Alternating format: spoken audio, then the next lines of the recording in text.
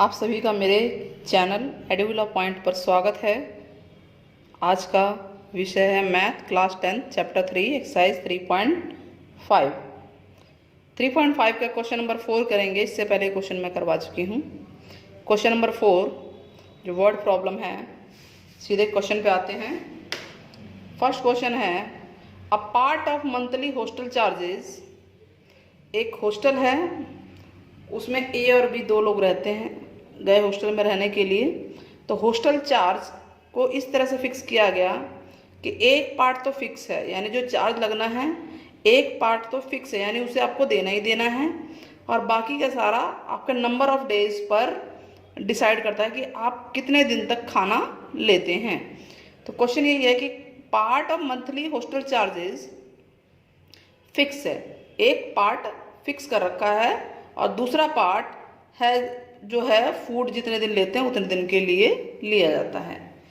तो एक स्टूडेंट है ए, वो 20 दिन के लिए भोजन लेती है, 20 दिन का फूड लेती है, यानी 20 दिन खाना खाती है हॉस्टल के अंदर, और उसे 1000 रुपये देने पड़ते हैं टोटल। तो 1000 रुपये का मतलब क्या है कि उसमें फिक्स चार्ज भी होंगे प्लस पर डे का जो खाने का चार्ज है वो भी। दूसरे स्टूडेंट है B, who takes food 26 days. वो 26 दिन तक भोजन लेती है और उसको वो 1180 रुपये पे करती है।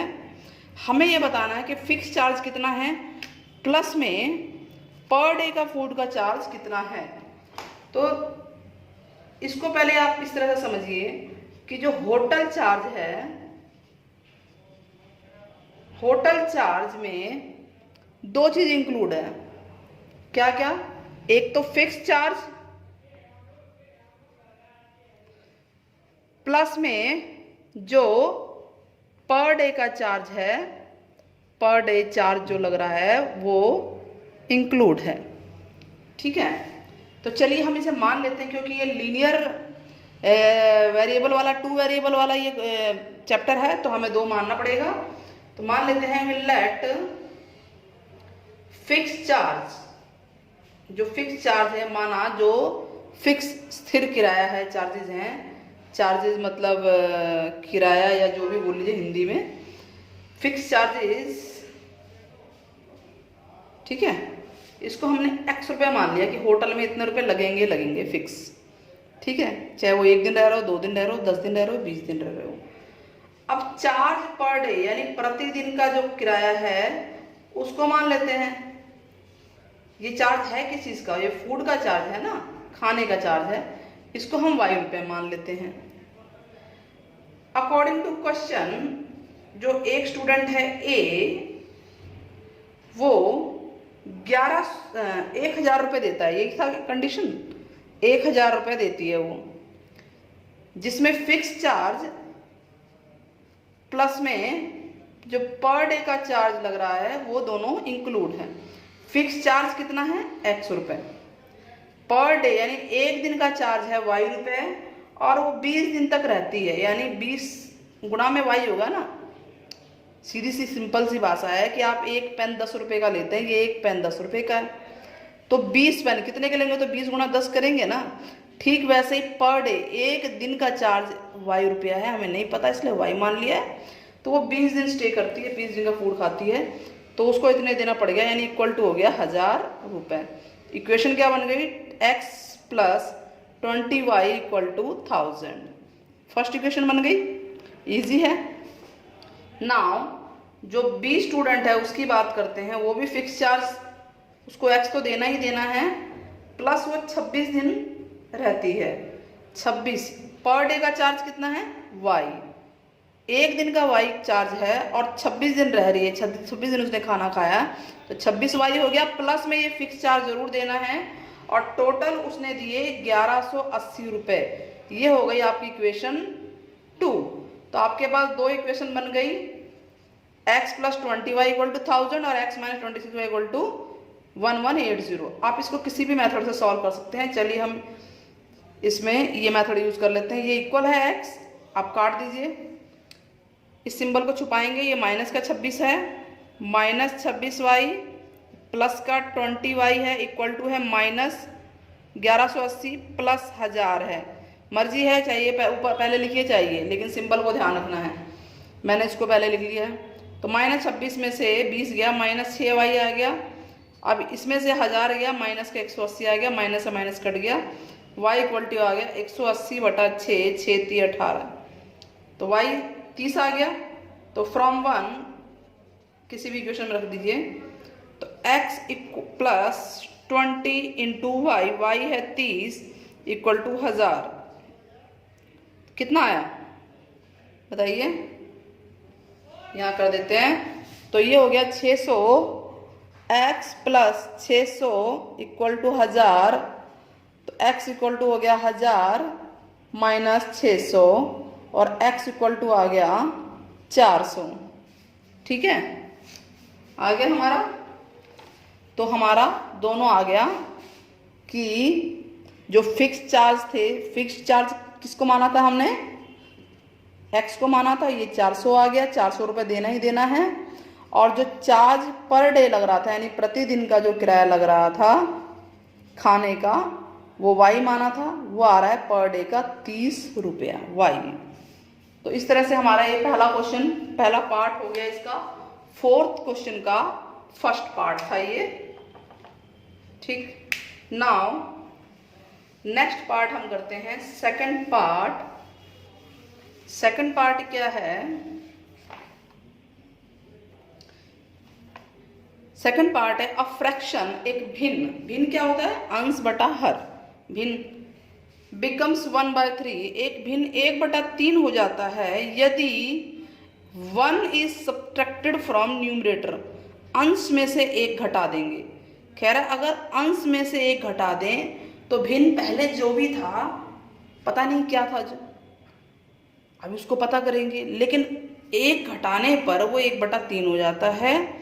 और अगर 8 ऐड करते हैं डिनोमिनेटर यानी हर में, तो वो 1/4 हो जाता है। हमें भिन्न पता लगाना है। सेकंड पार्ट है ये,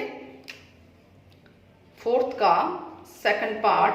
मान लेते हैं लेट न्यूमरेटर, अंश माना, अंश क्या है x, और डिनोमिनेटर यानी कि हर, उसको y मान लेते हैं।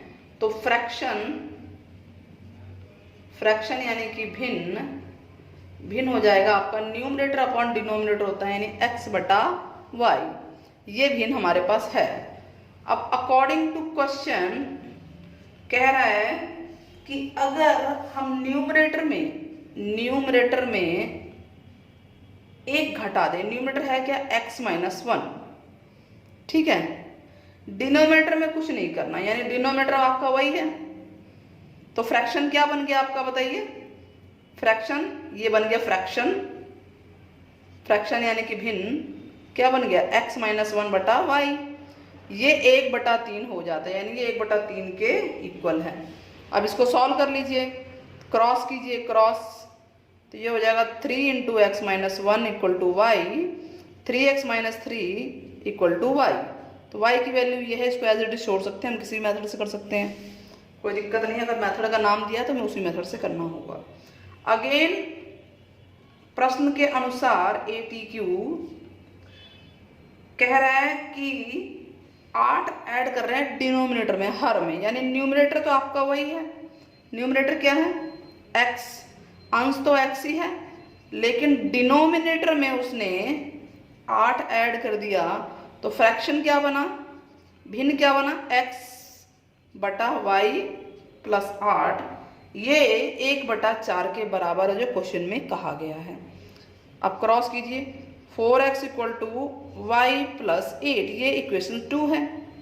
आप चाहें तो इसमें वैल्यू पुट कर सकते हैं, कौन सी वैल्यू पुट करेंगे, 1 की, तो ठीक है, तो y की वैल्यू डाल दीजिए यहाँ पे, तो ये हो जाएगा 4x इक्वल टू वाई की वैल्यू है आपकी ये 3x-3 प्लस 8, ये 3x प्लस का इधर भेजिए, राइट लेफ्ट में माइनस का हो जाएगा, ये आ गया 5, और आपका ये क्या आ गया,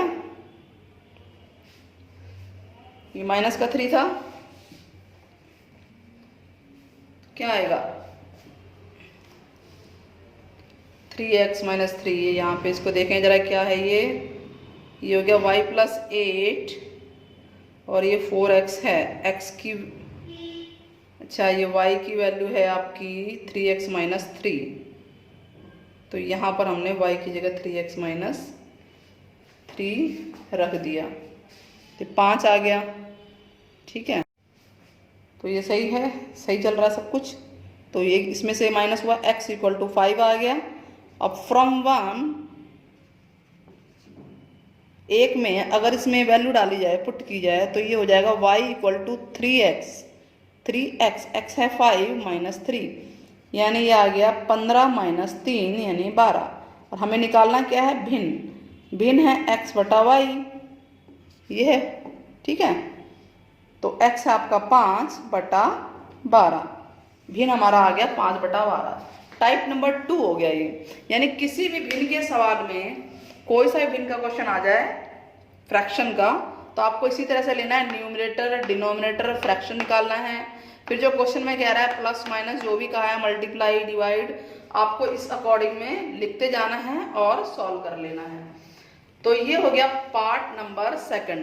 फ्रैक्शन के सारे क्वेश्चन इसी टाइप से होते हैं, भिन्न वाले जितने भी क्वेश्चन हैं आंसर हर मान्य होते हैं, इसी टाइप से होते हैं। और फिक्स किराया वाला जो मैंने बताया था वो भी इस तरह से होता है, फिक्स को x मान लेते हैं, पर डे वाले को हम मतलब एक को x एक को y मान के और सॉल्व कर सकते हैं। अगला है मार्क्स वाला क्वेश्चन है, पार्ट नंबर 3। एक लड़का है यश नाम का, उसको 40 नंबर प्राप्त हुए हैं, एक टेस्ट दिया उसने, एग्जाम दिया, 40 नंबर प्राप्त हुए हैं उसको। ठीक है, अब कितने क्वेश्चन थे टोटल, टेस्ट में क्वेश्चन कितने थे वो उसके ऊपर है कि उसको हर सही क्वेश्चन पे ये लिखा है getting 3 marks for each right question. अगर क्वेश्चन का जवाब सही दे रहा था तो उसको 3 नंबर मिल रहे थे, और गलत दिए तो उसका 1 नंबर कट रहा था, यानी गलत वाले का तो आंसर जाता ही, पिछले में से भी 1 कट रहा था, तो टोटल मिला के उसको 40 मिले, सही के 3 और गलत के 1 करके। अगर उसको सही के 4 नंबर मिलते सही जवाब देने के, राइट आंसर के, और रॉन्ग आंसर के अगर 2 नंबर मिलते तो उसके 50 नंबर बन जाते, 40 की जगह 50 बन जाते। यानी 2 कंडीशन दी, एक 40 की और एक 50 की। आपको बताना है कि टोटल नंबर ऑफ क्वेश्चन कितने थे। तो नेचुरल है, total number of question right answer वाले क्वेश्चन और रॉन्ग आंसर वाले क्वेश्चन पे डिपेंड है। ठीक है, तो थर्ड पार्ट है ये, क्या मानेंगे बताइए। हम मान के चलेंगे number of right answered question, यही ना, और नंबर ऑफ रॉन्ग आंसर्ड, यानी सही उत्तर देने वाले प्रश्नों की संख्या और गलत उत्तर देने वाले प्रश्नों की संख्या, और उन दोनों को जोड़ दिया जाए तो कुल प्रश्न पता चल जाएंगे। तो मान लेते हैं लेट नंबर ऑफ, क्या बोलेंगे, राइट आंसर्ड क्वेश्चन। ठीक है, हिंदी में सही उत्तर वाले प्रश्नों की संख्या x मान लिया, number of wrong answered question y मान लिया। तो टोटल क्वेश्चन कितने हो गए, टोटल क्वेश्चन हो गए x जमा y, यानी हमें ये निकालना है, x और y निकाल के प्लस कर देना है। तो अकॉर्डिंग टू क्वेश्चन क्या कह रहा है ये, अकॉर्डिंग टू क्वेश्चन देखिए उसके नंबर कितने हैं, 40 हैं। अगर वो राइट आंसर देता है पहली सिचुएशन तो उसको 3 नंबर मिलते हैं, और अगर वो रॉन्ग आंसर देता है तो उसके 1 नंबर हर रॉन्ग के कटते हैं। तो राइट में जो नंबर मिला माइनस हुआ रॉन्ग वाला, यही होता है ना, राइट माइनस रॉन्ग, टोटल उसके 40 नंबर आए। अब इसको उसमें चेंज कर दो आप, राइट आंसर वालों के क्या माना है, मान लीजिए उसने x राइट आंसर दिए हैं, 3 नंबर मिलते गए, और y रॉन्ग दिए हैं और उसको 1 नंबर मिलता गया। तो ये बन गया 40 इक्वेशन नंबर 1। ठीक वैसे ही अगर अकॉर्डिंग टू क्वेश्चन वो राइट आंसर देता, उसके 4 नंबर मिलते, यानी 4x हो गया, और रॉन्ग के 2 नंबर कटते, रॉन्ग के कटेंगे, तो कटने का मतलब माइनस है, माइनस क्यों लग रहा है, राइट में से रॉन्ग माइनस हो रहा है, तो उसको 50 नंबर मिलते। ये इक्वेशन 2 है। अब इसको आप सॉल्व कीजिए, किसी भी मेथड से कर सकते हैं। चलिए हम करते हैं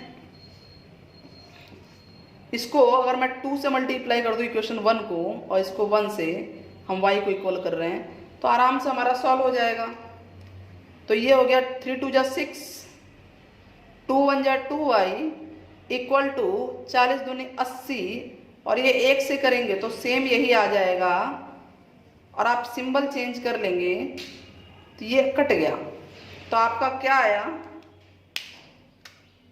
यहाँ प्लस प्लस सिंबल है, तो ये इसको 4 में से 6 में से 4 गया 2x, और इसमें से ये गया 30, तो x इक्वल टू आ गया 30/2 15।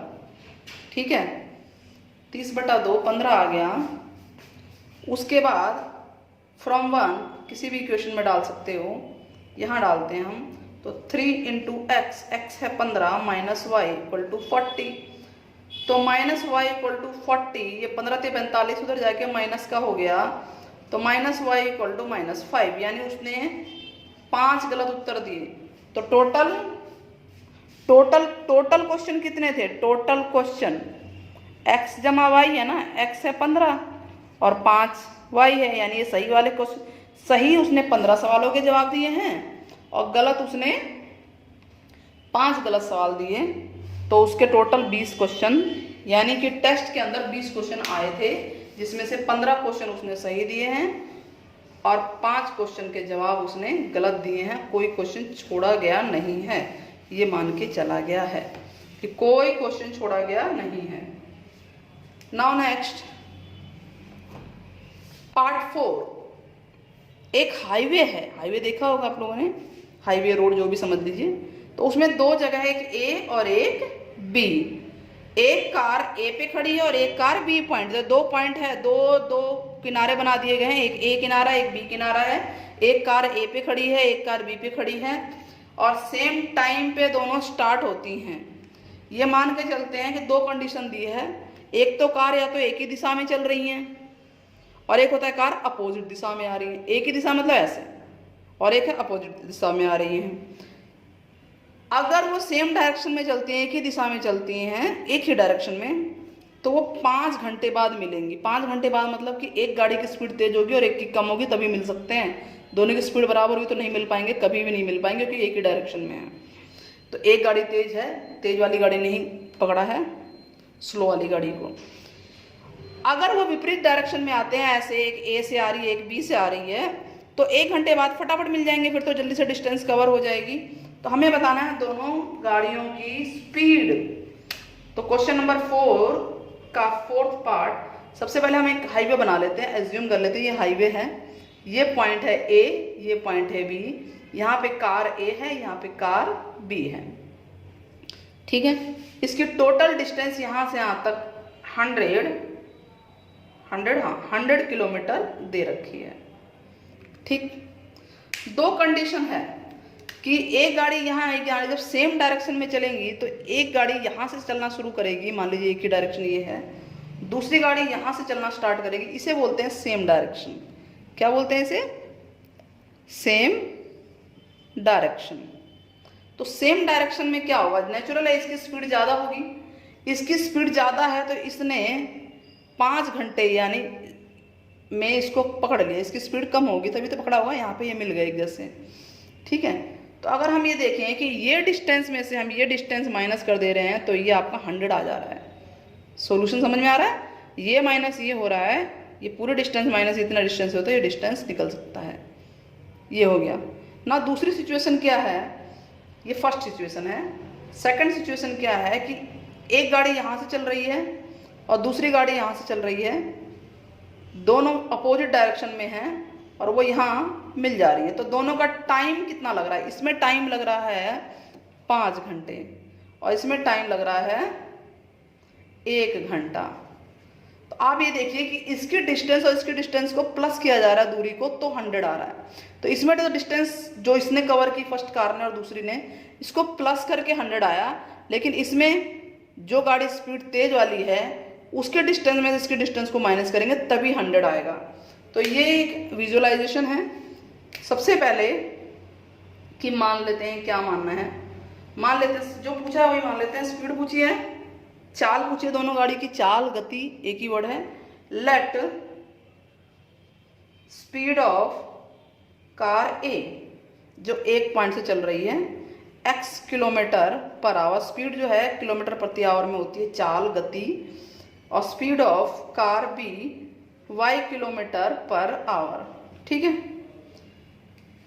अच्छा, तो और डिस्टेंस बराबर क्या होता है, डिस्टेंस बराबर होता है स्पीड इंटू टाइम, ये हमें पता होना चाहिए। डिस्टेंस इक्वल टू होता है स्पीड इंटू टाइम। दूरी बराबर, इसको हिंदी में बोलते हैं दूरी बराबर चाल यानी गति, चाल गुणा समय। ठीक है, ये बहुत ही यूजफुल है फार्मूला, इससे आप कुछ भी कर सकते हैं, कोई सा भी फार्मूला कर सकते हैं। चलिए, पहली कंडीशन अकॉर्डिंग टू सिचुएशन, इसकी जो डिस्टेंस कवर हुई है ए वाली जो डिस्टेंस है माइनस करेंगे बी वाली, तभी तो 100 आएगा ना, है। डिस्टेंस ऑफ ए, जो distance covered by A minus distance covered by B equal to 100 होगा, तभी 100 आ गया। यानी इसने जितने डिस्टेंस कवर करेगी माइनस ये, क्योंकि ए वाले को हमने मान लिया, मान के चल रहे कि वो तेज चल रही है।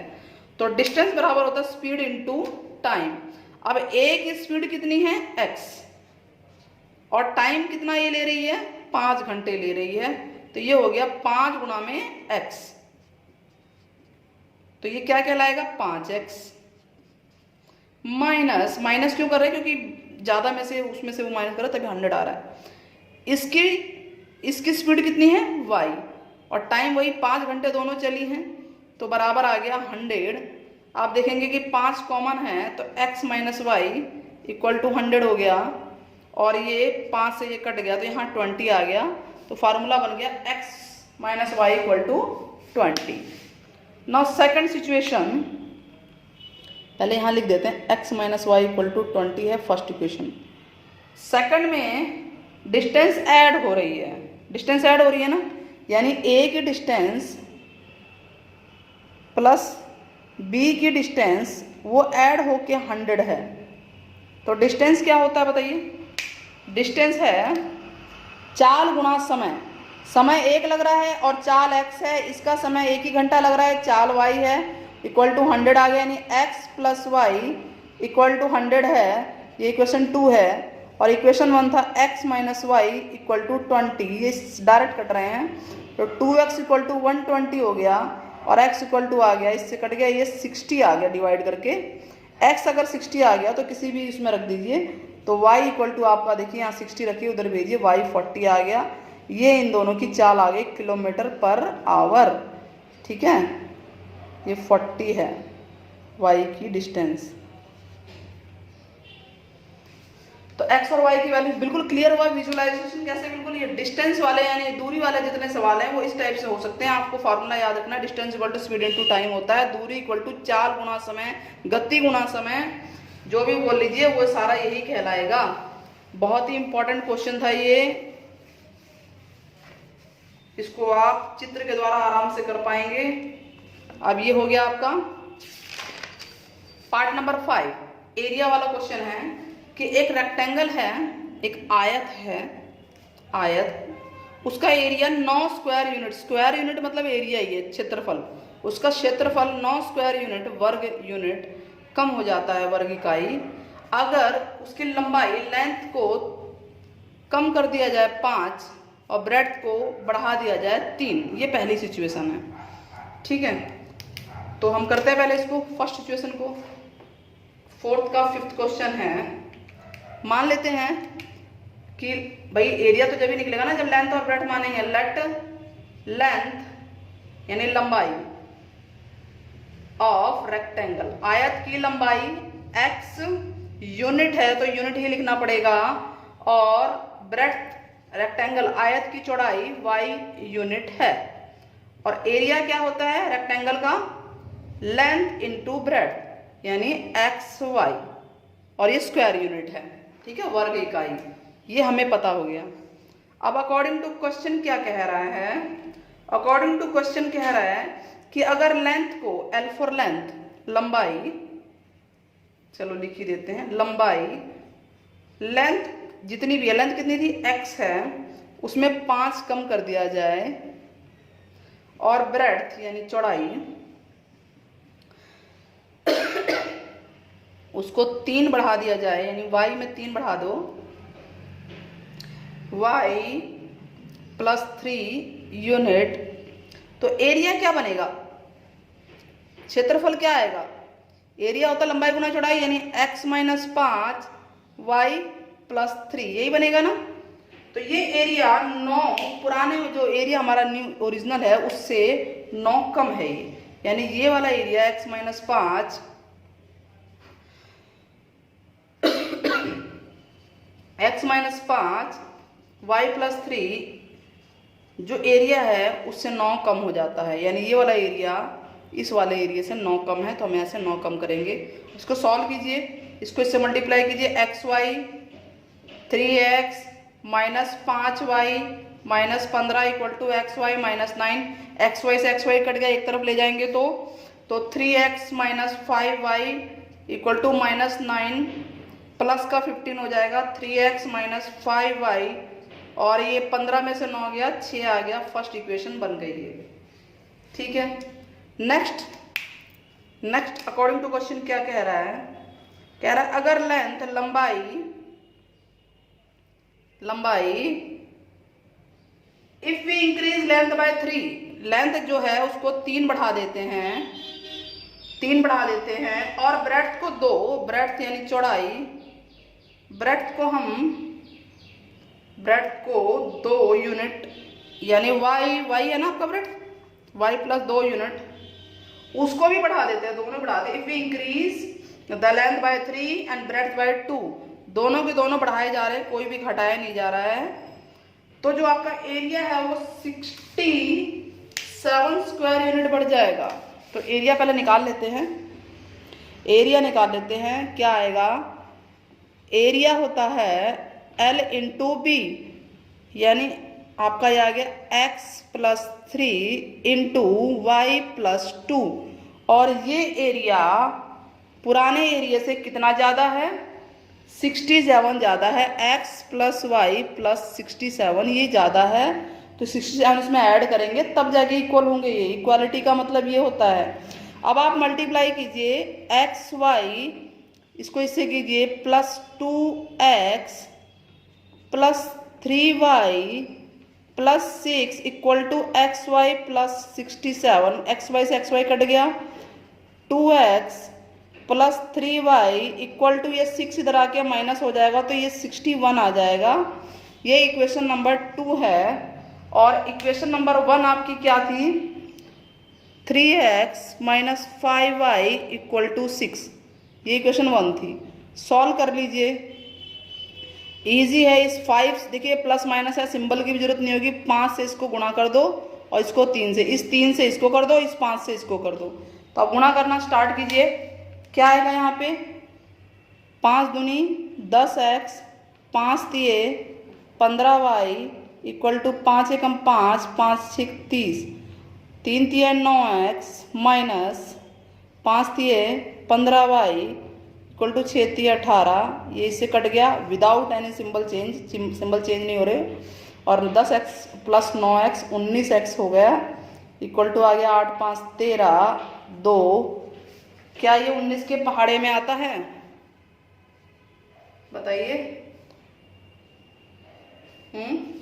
19 के पहाड़े में आता है क्या ये, x इक्वल टू 323 बटा 19, 19 एक कम 19, कितना बचा, कितना बचेगा, 32 में से 19 घटाइए ना, भाग करें उसके सीधे, तो 12 में से 9 गया 3, और ये 19 सत्ते 133। ठीक है, तो x इक्वल टू 17 आ गया, तो आप y निकाल सकते हैं आराम से किसी भी इक्वेशन में रख के। इधर थोड़ा मिटा देते हैं, इधर करते हैं इस क्वेश्चन, तो ये आपका आंसर यहाँ आएगा। तो फ्रॉम 1 3x, यही था ना, x की जगह 17 आया है, माइनस 5y इक्वल टू 6 है, 17 तिये 51 माइनस 5y इक्वल टू 6, 51 उधर चला जाएगा, माइनस का हो जाएगा, 6 minus 51 minus 5y equal to आ गया माइनस कितना है, 11 में से गया 5, 5 कट गया, ये कट गया, और ये 45 आएगा, यहाँ पे 45 आएगा, तो y इक्वल टू हो गया 45 अपॉन 5, यानी 9 आ गया। तो आपका लेंथ आ गया, लेंथ x है, x आया 17 यूनिट, और ब्रेड्थ आ गया आपका 9 यूनिट। क्लियर हो गया? हाँ ठीक है, बुक इसकी नहीं थी इसलिए कॉपी में मैंने क्वेश्चन लिख के कराए। अगर किसी क्वेश्चन में आपको प्रॉब्लम आती है तो कमेंट बॉक्स में कीजिएगा, कमेंट ज़रूर कीजिएगा। वीडियो पसंद आई तो मेरे चैनल को लाइक, सब्सक्राइब और शेयर ज़रूर कीजिए। नेक्स्ट वीडियो में मैं एक्सरसाइज 3.6 और कुछ इंटरेस्टिंग वर्ड प्रॉब्लम लेकर आऊँगी। तब तक के लिए जय हिंद।